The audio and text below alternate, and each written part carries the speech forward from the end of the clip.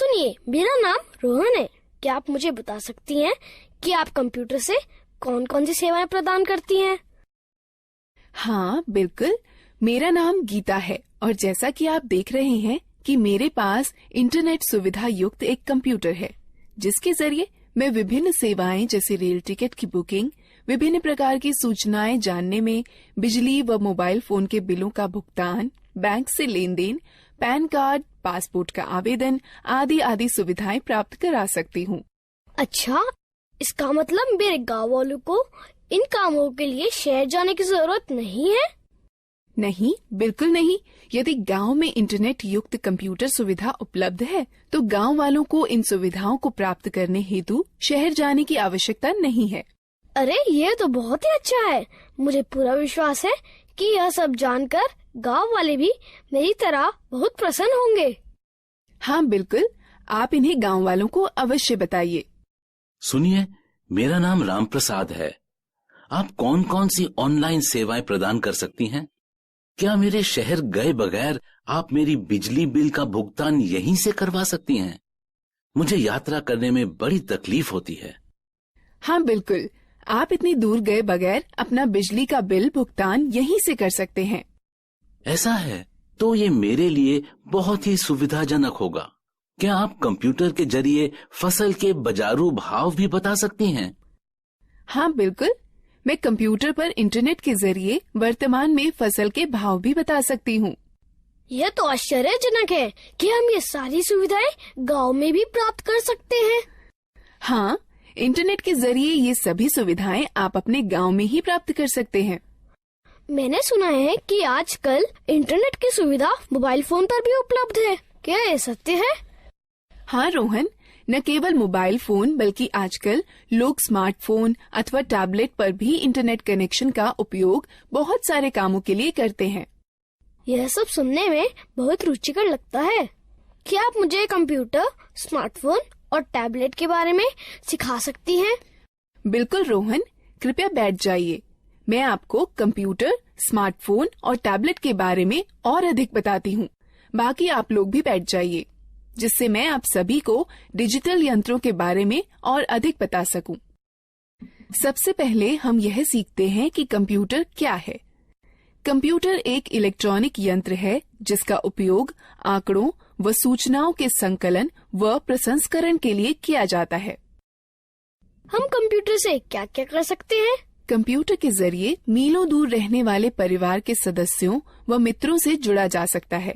Rail ticket book कराए जा सकते हैं, बैंक खाते में लेन देन किया जा सकता है, सूचनाएं एकत्रित की जा सकती हैं, खेल खेले जा सकते हैं, गाने सुने जा सकते हैं और सिनेमा पिक्चर देखी जा सकती है।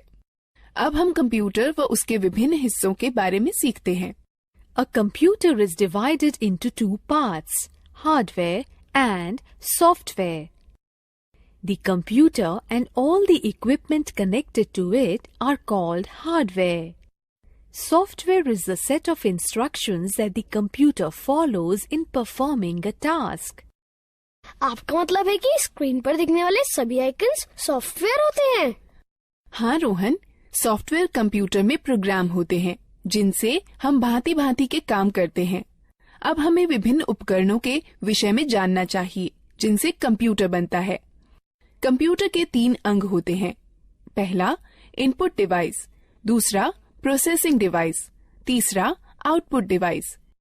जैसे एक ट्रैक्टर को चलने के लिए डीजल अथवा पेट्रोल की आवश्यकता होती है, ठीक उसी तरह कंप्यूटर में डाटा भरने, निर्देश अथवा सूचनाएं संकलित कर विभिन्न कार्य करने के लिए उपकरणों की आवश्यकता होती है। Devices which are used to insert data, instructions or information into a computer are called input devices. इन चित्रों को देखो, ये कुछ इनपुट डिवाइसें हैं जिनका प्रयोग कंप्यूटर में होता है। ये इनपुट डिवाइस निम्न हैं: pen drive, mouse, keyboard, CD, microphone. Keyboard और माउस प्राथमिक इनपुट डिवाइसें हैं। यह बिल्कुल टाइपराइटर के कीबोर्ड की तरह दिखता है। हाँ, इसमें कुछ अतिरिक्त बटन अवश्य है। सामान्य कीबोर्ड के बटनों के साथ इसमें कुछ अंक एवं विशेष बटन अवश्य होते हैं। क्या आप मुझे बताएंगी कि इन विशेष बटनों का प्रयोग किस लिए किया जाता है?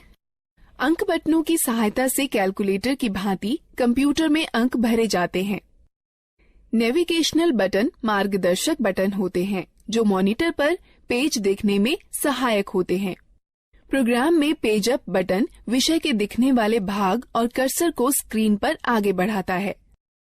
प्रोग्राम में पेज डाउन बटन विषय के दिखने वाले भाग और कर्सर को स्क्रीन पर पीछे करता है। प्रोग्राम में होम बटन कर्सर को विषय के आरंभ में ले जाता है। प्रोग्राम में एंड बटन कर्सर को विषय के अंतिम लाइन में ले जाता है। प्रोग्राम में ये तीनों बटन संपादन बटन कहे जाते हैं जो कंप्यूटर में पठनीय विषय में संशोधन करने में सहायक होते हैं। ज्यादातर लेख संपादन प्रोग्रामों इंसर्ट बटन का प्रयोग किसी लेख में शब्दों को भरने और लिखावट पर शब्दों के पुनर्लेखन में होता है। डिलीट बटन लेख संपादन प्रोग्रामों में एक एक कर अक्षर दाईं ओर मिटाता है। बैकस्पेस बटन लेख संपादन प्रोग्रामों में एक एक कर अक्षर बाईं ओर मिटाता है। ये 4 बटन किस काम के लिए प्रयोग किए जाते हैं? ये चारों बटन दिशा निर्देशक बटन कहलाते हैं। ज्यादातर लेख संपादन प्रोग्रामों में ऊपर की तरफ तीर के निशान वाला बटन कर्सर को स्क्रीन पर ऊपर की ओर ले जाता है। ज्यादातर लेख संपादन प्रोग्रामों में नीचे की तरफ तीर के निशान वाला बटन कर्सर को स्क्रीन पर नीचे की ओर ले जाता है। ज्यादातर लेख संपादन प्रोग्रामों में बाईं की तरफ तीर के निशान वाला बटन कर्सर को स्क्रीन पर बाईं की ओर ले जाता है। ज्यादातर लेख संपादन प्रोग्रामों में दाईं की तरफ तीर के निशान वाला बटन कर्सर को स्क्रीन पर दाईं की ओर ले जाता है। क्या तुम F1 से F12 तक के बटनों को देख रहे हो? यह बटन फंक्शन बटन कहलाते हैं। यह बटन कंप्यूटर पर सक्रिय प्रोग्राम के अनुसार निर्दिष्ट किए गए विशेष कार्य को निष्पादित करते हैं। ज्यादातर प्रोग्रामों में एस्केप बटन चल रही प्रक्रिया समाप्त कर देता है। कंट्रोल और अल्टरनेट बटन क्रिया परिवर्तन बटन हैं, जो ज्यादातर प्रोग्रामों में विशिष्ट कार्य और माउस की क्रिया को या तो परिवर्तित कर देते हैं या तो बढ़ा देते हैं। विंडो बटन विंडोज के स्टार्ट मेनू को सक्रिय कर देता है।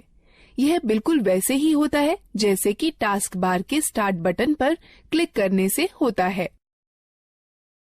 अब तक हमने कीबोर्ड के विभिन्न बटनों के बारे में सीखा। अब हम माउस के बारे में सीखते हैं। माउस एक दिखाने, निर्देशन करने वाला यंत्र है जिसका प्रयोग कंप्यूटर स्क्रीन पर दिखने वाले विषय आइकन्स को इंगित कर उनसे परस्पर संबंध बनाने में होता है। आप देखेंगे कि जैसे ही माउस चलाया जाता है वैसे ही माउस चलाए जाने की दिशा में एक छोटा तीर स्क्रीन पर चलता है। इस तीर को पॉइंटर कहते हैं। पॉइंटर की सहायता से कंप्यूटर को प्रक्रिया के लिए डाटा व निर्देश उपलब्ध कराए जा सकते हैं। माउस पर 2 बटन भी होते हैं, बायां बटन और दायां बटन। माउस के दोनों बटनों के बीच में एक घूमने वाला चक्का भी होता है, जिसकी मदद से प्रलेख या डॉक्यूमेंट और वेब पेज पर आसानी से चला जा सकता है। ये माउस द्वारा किए जा सकने वाले कुछ कार्य हैं।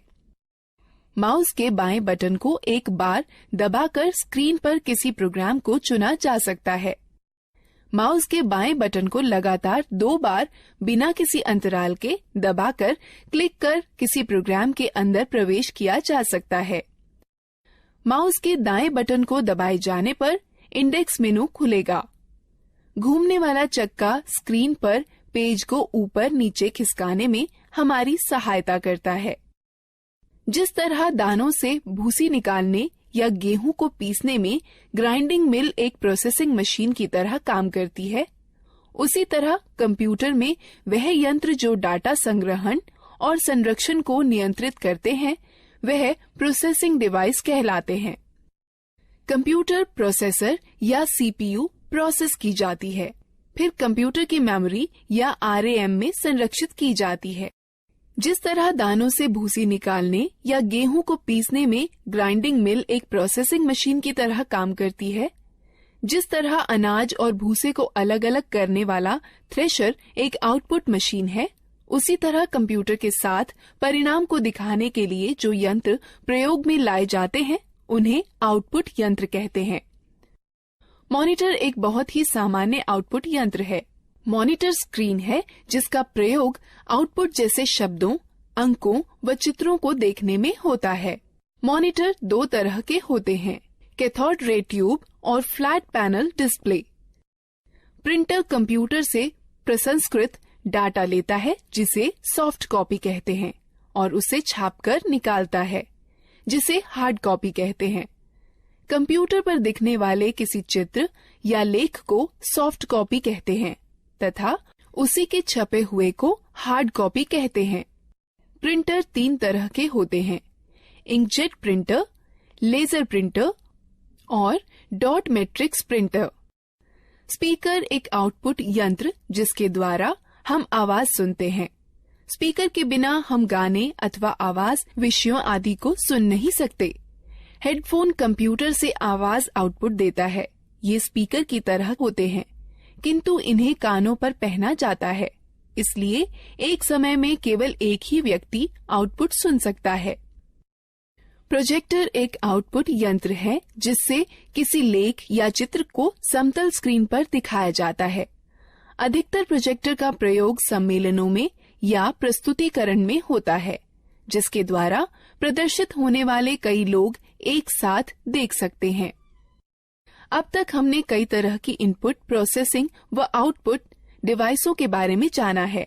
अब हम लोग मजेदार गतिविधि में भाग। प्रत्येक प्रश्न के लिए सही विकल्प चुनें। सही है, अच्छा प्रयास।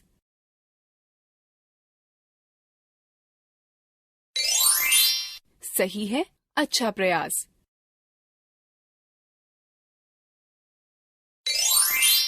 सही है, अच्छा प्रयास। सही है, अच्छा प्रयास। दीदी, कंप्यूटर सारा डाटा कहाँ संचित करता है? जिस तरह तुम्हारा दिमाग बहुत सी आवश्यक चीजों को याद रखने में तुम्हारी मदद करता है, उसी तरह कंप्यूटर डाटा संचित करता है जिसे कंप्यूटर मेमोरी कहते हैं। कंप्यूटर की मेमोरी 2 तरह की होती है, प्राथमिक अथवा मुख्य मेमोरी और द्वितीयक मेमोरी। मुख्य प्राथमिक मेमोरी बहुत तेज है, इसे रैम कहते हैं। इसका अर्थ रैंडम एक्सेस मेमोरी अथवा रैम होता है। कंप्यूटर की गति रैम पर निर्भर करती है। डाटा और निर्देश मुख्य मेमोरी में संचित रहते हैं, जहां से ये प्रोसेस कर रिजल्ट प्राप्त करने के लिए सीपीयू में पुनः प्राप्त किए जा सकते हैं। रैम वह मेमोरी होती है जहां सारे प्रोग्राम संचित किए जाते हैं। कंप्यूटर की गति रैम पर निर्भर होती है। कैश मेमोरी वह मेमोरी है जो रैम का अंग होती है और प्रोसेसर के बहुत पास होती है। इसका प्रयोग प्रोसेसिंग गति को सुधारने में किया जाता है। प्राथमिक मेमोरी सीमित होती है, इसलिए असीमित डाटा को सुरक्षित करने के लिए द्वितीयक मेमोरी का प्रयोग करते हैं। चूंकि कंप्यूटर द्वितीयक मेमोरी पर सुरक्षित डाटा को सीधे प्रोसेस नहीं कर सकता, अतः प्रोसेस करने के लिए पहले रैम पर उसकी नकल तैयार की जाती है। ये कुछ डिवाइस हैं जो द्वितीयक मेमोरी की तरह कार्य करती हैं: पेन ड्राइव, हार्ड डिस्क और डीवीडी। तो एक कंप्यूटर डाटा को अपनी मेमोरी में कैसे सुरक्षित करता है? कंप्यूटर सभी सूचनाएं केवल 2 अंकों 0 और 1 में संचित करता है। एक अकेली बाइनरी डिजिट अर्थात 1 अथवा 1 0 को बिट कहते हैं। 8 बिट्स के ग्रुप को एक बाइट कहते हैं। इस सारणी को देखो, इसमें बिट्स और बाइट्स के बीच के संबंध को दिखाता है। निर्देश जो कार्य पूरा करने और हार्डवेयर को नियंत्रित करने के लिए प्रयोग किए जाते हैं, सॉफ्टवेयर कहलाते हैं। सॉफ्टवेयर प्रोग्राम्स निर्देशों का योजनाबद्ध क्रमवार समूह है जो कंप्यूटर को निर्देशित करते हैं कि क्या करना है और कैसे करना है। सॉफ्टवेयर 2 प्रकार के होते हैं, एप्लीकेशन सॉफ्टवेयर और सिस्टम सॉफ्टवेयर। एप्लीकेशन सॉफ्टवेयर वो प्रोग्राम होते हैं जो उपयोगकर्ता को कंप्यूटर में विशिष्ट कार्य को पूरा करने में मदद करते हैं। माइक्रोसॉफ्ट वर्ड और open office draw application software के उदाहरण हैं, जो प्रोग्राम कंप्यूटर हार्डवेयर से सीधे जुड़े होते हैं। सिस्टम सॉफ्टवेयर कहलाते हैं। कंप्यूटर चलाने के लिए आपको एक ऑपरेटिंग सिस्टम की आवश्यकता होती है, जो एक सिस्टम सॉफ्टवेयर है। हमारे आगे बढ़ने से पहले इस एक्टिविटी में भाग लेते हैं। प्रत्येक प्रश्न के लिए सही विकल्प चुनें। सही है, अच्छा प्रयास।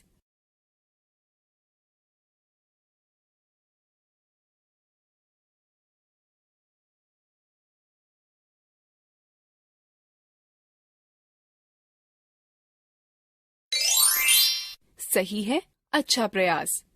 गीता, ये सब रुचिकर है। मैंने पहले कभी भी कंप्यूटर नहीं चलाया है। क्या तुम मुझे बता सकती हो कि कंप्यूटर कैसे स्थापित किया जाता है और कैसे चलाया जाता है? अवश्य चाचा, मैं सब कुछ समझा दूंगी। सबसे पहले मैं आपको कंप्यूटर के विभिन्न अंगों से परिचित कराती हूँ। यह मॉनिटर है। यह टेलीविजन की तरह है और इसकी स्क्रीन पर आउटपुट देखा जाता है। यह सिस्टम बॉक्स है। इसमें सेंट्रल प्रोसेसिंग यूनिट अर्थात सीपीयू होता है। यह सीपीयू ही कंप्यूटर का मुख्य दिमाग होता है। यह कीबोर्ड और माउस हैं। यह दोनों इनपुट डिवाइस हैं, जिसके द्वारा कंप्यूटर में डाटा भरा जाता है। कंप्यूटर को जोड़ने के लिए सबसे पहले उसे मेज पर रखिए। तब सिस्टम बॉक्स के बगल में मॉनिटर रखिए। सिस्टम बॉक्स के पीछे का भाग देखिए। इसमें विभिन्न डिवाइसें जोड़ने के लिए खांचे बने हैं, जिन्हें पोर्ट कहते हैं। अब इस तरह से मॉनिटर सिस्टम से जोड़ा जाता है। सिस्टम बॉक्स वीडियो पोर्ट को वीजीए पोर्ट कहते हैं। इससे मॉनिटर को जोड़ने वाले तार को वीजीए केबल कहते हैं। वीजीए केबल के एक सिरे को सिस्टम के वीजीए पोर्ट से तथा दूसरे को मॉनिटर से जोड़ा जाता है। कीबोर्ड दो प्रकार के कनेक्टर वाले होते हैं, PS2 कनेक्टर अथवा USB कनेक्टर। कीबोर्ड को कनेक्ट करने के लिए उसके कनेक्टर को सिस्टम के उपयुक्त पोर्ट में जोड़ा जाता है। माउस 3 प्रकार के कनेक्टर वाले होते हैं, PS2 कनेक्टर, USB कनेक्टर अथवा सीरियल कनेक्टर। माउस को कनेक्ट करने के लिए उसके कनेक्टर को सिस्टम के उपयुक्त पोर्ट में जोड़ा जाता है। उसी तरह यदि आप प्रिंटर को जोड़ना चाहते हैं तो उसके कनेक्टर, जो इन दो में से किसी एक प्रकार का हो सकता है, समानांतर पोर्ट अथवा USB पोर्ट को सिस्टम के उपयुक्त पोर्ट में जोड़ दें। अब हम कंप्यूटर को बिजली के मेन बोर्ड से कैसे जोड़ सकते हैं? कंप्यूटर 2 बिजली सप्लाई के तारों के साथ आता है। एक बिजली सप्लाई तार को सिस्टम यूनिट के बिजली सप्लाई प्लग में तथा दूसरे तार को मॉनिटर के पोर्ट से प्लग करें। उसके बाद दोनों तारों को बिजली के पोर्ट से या UPS से जोड़ें। क्या आप हमें दिखा सकती हैं कि कंप्यूटर को कैसे जोड़ते हैं? बिल्कुल। कंप्यूटर चालू करने के लिए निम्न कार्यवाहियों का अनुसरण करें। पहले सिस्टम यूनिट व मॉनिटर दोनों की बिजली सप्लाई चालू करें। तब सिस्टम यूनिट का पावर बटन दबाकर उसे चालू करें व मॉनिटर का पावर बटन दबाकर उसे चालू करें। अब कुछ क्षण इंतजार करें और देखें कि मॉनिटर पर डिस्प्ले आने लगा है। इसे बूट स्क्रीन कहते हैं। धीरे धीरे सभी सॉफ्टवेयर लोड हो जाएं तो कंप्यूटर प्रयोग के लिए तैयार है। धन्यवाद गीता। पहली बार न केवल कंप्यूटर को देखा है बल्कि उसे चालू करना भी सीखा है। हाँ, कंप्यूटर के विषय में यह सब बताने के लिए धन्यवाद दीदी। अब क्या आप हमें मोबाइल फोन व टैबलेट के बारे में भी बता देंगी? बिल्कुल रोहन, मैं तुम्हें सिखाऊंगी कि मोबाइल फोन व टैबलेट कैसे चलाते हैं। हाँ, मैं भी इन चीजों के बारे में सीखना चाहता हूँ। पहले हम मोबाइल फोन व टैबलेट के विभिन्न अंगों, कार्यों व उपयोगों के बारे में जानते हैं। जैसे आप जानते हैं कि बेसिक मोबाइल फोन एक ऐसा यंत्र है जिससे आप कॉल कर सकते हैं, कॉल प्राप्त कर सकते हैं व मैसेज लिखकर भेज सकते हैं व प्राप्त कर सकते हैं।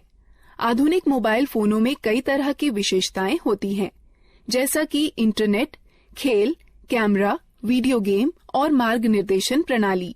यह फोन स्मार्टफोन कहलाते हैं। कुछ मोबाइल फोनों में 2-2 सिम कार्ड एक साथ ही फिट हो जाते हैं। इन्हें डुअल सिम फोन कहते हैं। फोन के विभिन्न अंगों को देखें।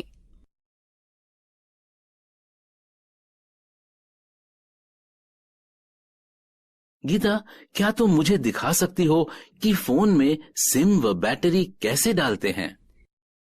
बिल्कुल, बस निम्न प्रक्रियाओं का अनुसरण करें। पहला, फोन को स्विच ऑफ कर दें और पीछे का कवर निकाल दें। उसके बाद फोन की बैटरी निकाल दें। तब सिम खांचे में सिम डाल दें। अंत में बैटरी व कवर पुनः लगा दें और फोन को चालू करें। धन्यवाद गीता, मुझे फोन की बैटरी चार्ज करने में भी समस्या होती है। चिंता न करें, बस निम्न प्रक्रियाओं का अनुसरण करें। पहला, चार्जर को दीवार पर बिजली के बोर्ड में लगाएं। तब चार्जर को फोन में लगाएं। कुछ समय बाद जब मोबाइल बैटरी फुल दिखाए तो पहले चार्जर को फोन से निकालें, फिर दीवार से निकालें। मैं आपको सिखाती हूँ कि फोन के बटनों को लॉक व अनलॉक कैसे किया जाता है। हमें बटनों को लॉक क्यों करना चाहिए? चाचा, जब आप लंबे समय तक फोन का प्रयोग न कर रही हों तो उसे लॉक करके रखना अच्छा होता है। इसकी यह प्रक्रिया है। फोन लॉक करने के सिलेक्ट मेन्यू पर जाइए और स्टार बटन दबाइए। अब ये लॉक कैसे खुलेगा? इसे खोलने के लिए फोन का अनलॉक बटन दबाइए और तब स्टार बटन दबाइए। मेरे पास ये नया मोबाइल है और मुझे यहाँ तक नहीं पता है कि इसकी विशेषताएं कैसे देखें। आप अपने मोबाइल की विशेषताएं देखने के लिए पहले मेनू आइकन छुएं या मेनू बटन दबाएं, जिससे फोन के सारे फीचर दिखाई पड़ने लगेंगे। और पीछे जाने के लिए पीछे आइकॉन को छुएं या बटन को दबाएं। पुनः आरंभ में जाने के लिए होम आइकन को छुएं या बटन को दबाएं। बेसिक फोन अथवा टच स्क्रीन फोन रिंगटोन घंटी बदलने के लिए निम्न प्रक्रिया अपनाएं। बेसिक फोन के लिए पहले मेनू चुनें, फिर सेटिंग, तब टोन चुनें और फिर खिसक कर रिंगटोन पर जाएं। तब गैलरी खोलने के लिए खिसक कर गैलरी पर जाएं, जहां पर कई रिंगटोनों की सूची दिखाई देगी। अब आप अपनी इच्छा अनुसार टोन का चयन कर सकते हैं। टच स्क्रीन फोन रिंगटोन बदलने की प्रक्रिया। पहला, होम आइकन को छुएं, फिर मेनू आइकन को छुएं, फिर पर्सनलाइजेशन सेटिंग्स आइकन को छुएं, फिर सेटिंग आइकन को छुएं, फिर प्रोफाइल सेटिंग आइकन को छुएं। तब रिंगटोन या नोटिफिकेशन रिंगटोन आइकन को छुएं। तब रिंगटोन की सूची में खिसक कर अपनी इच्छानुसार रिंगटोन चुनें। तब ठीक ओके आइकन को छुएं। मैं अपने फोन में अलार्म सेट करना चाहता हूँ। क्या सुबह जल्दी अलार्म सेट करने में आप मेरी मदद कर सकती हैं? निम्न प्रक्रिया से आप स्वयं कर सकते हैं। बेसिक फोन के लिए पहले मेनू में अनुपयोग चुनें, फिर अलार्म घड़ी, उसके पश्चात अलार्म का समय सेट करके सेव चुनें, फिर खिसक कर रिंगटोन पर जाएं। यदि आप अलार्म को दोहराना चाहते हैं तो चयन के विकल्प में जा दोहराना, फिर दिनों का चयन कर संपन्न चुनें। टच स्क्रीन फोन में निम्न प्रक्रिया अपनाएं। पहले मेनू को छुएं, तब घड़ी को छुएं, तब अलार्म को छुएं, अलार्म का समय सेट करके सेव चुनें। दीदी, क्या आप हमें टैबलेट के बारे में बता सकती हैं? हाँ जरूर, मैं अभी बताने ही वाली थी। टैबलेट एक कॉम्पैक्ट डिवाइस है जो एक स्मार्टफोन अथवा एक लैपटॉप अथवा कंप्यूटर की तरह है।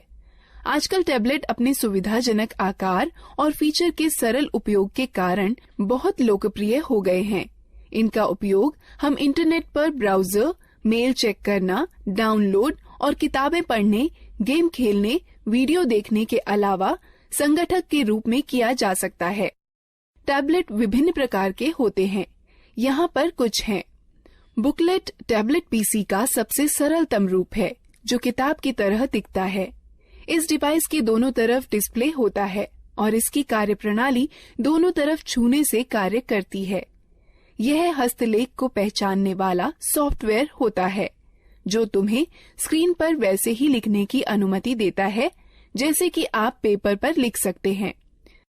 स्लेट सबसे साधारण और सबसे ज्यादा पाया जाने वाला टैबलेट पीसी है, जो अधिकतर मनोरंजन के लिए, फिल्म देखने के लिए, इंटरनेट चलाने के लिए, वीडियो देखने, वीडियो कॉल करने और दोस्तों के साथ चैट करने के लिए प्रयोग किया जाता है।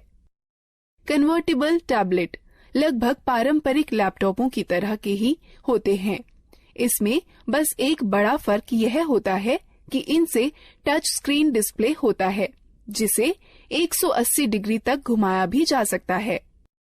हाइब्रिड टैबलेट में स्लेट और कन्वर्टेबल टैबलेट दोनों की सबसे अच्छी विशेषताएं सम्मिलित होती हैं। हाइब्रिड टैबलेट अलग हो सकने वाले कीबोर्ड के साथ आते हैं, जो कि दिए गए स्लॉट के जरिए स्लेट पीसी में जोड़कर टैबलेट पीसी में बदले जा सकते हैं। एक रग्ड टैबलेट उन उपयोगकर्ताओं के लिए अच्छा है जो कठिन वातावरण परिस्थितियों में कार्य करते हैं। इनके अंदर की हार्ड ड्राइव झटकों को सहन करने वाली और इनका सुरक्षात्मक कवच इन्हें काफी टिकाऊ बनाता है। यह एक बात आपके लिए ध्यान में रखना अति आवश्यक है कि प्रथम बार इनका उपयोग करने से पूर्व इनकी बैटरी को कम से कम 6 से 7 घंटे चार्ज करना चाहिए, जब तक कि बैटरी पूर्ण रूप से चार्ज न हो जाए। हम बैटरी कैसे चार्ज करते हैं? इन चरणों का अनुसरण करो। पहला, केबल को चार्जिंग हेड में लगाएं और प्लग को स्टैंडर्ड एसी पावर में लगा दें। डिवाइस अपने आप चार्ज होने लगती है।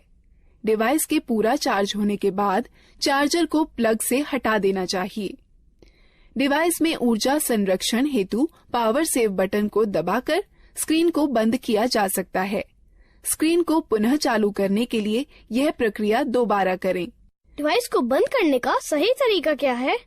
जब आपको डिवाइस बंद करनी हो तो निम्न चरणों का अनुसरण करें। पहले, पावर बटन को कुछ क्षण के लिए दबा कर रखें। तब टैबलेट को बंद करने के लिए मेनू खुलने पर दिखाई देगा। तब पावर ऑफ पर टच कर डिवाइस को बंद करें। एक टैबलेट की होम स्क्रीन एप्लीकेशन फंक्शन मेनू के लिए स्टार्टिंग पॉइंट है। आप अपनी होम स्क्रीन को एप्लीकेशन आइकन्स शॉर्टकट फोल्डर को जोड़ करके कस्टमाइज कर सकते हैं। अतिरिक्त डिस्प्ले स्क्रीन के लिए स्क्रीन को दाएं अथवा बाएं खिसकाएं। तो तुमने सीखा कि कैसे लैपटॉप, कंप्यूटर, मोबाइल फोन और टैबलेट को इस्तेमाल करते हैं। अब हम इस प्रक्रिया में भाग लेते हैं। प्रत्येक प्रश्न के लिए सही विकल्प चुनें। सही है, अच्छा प्रयास।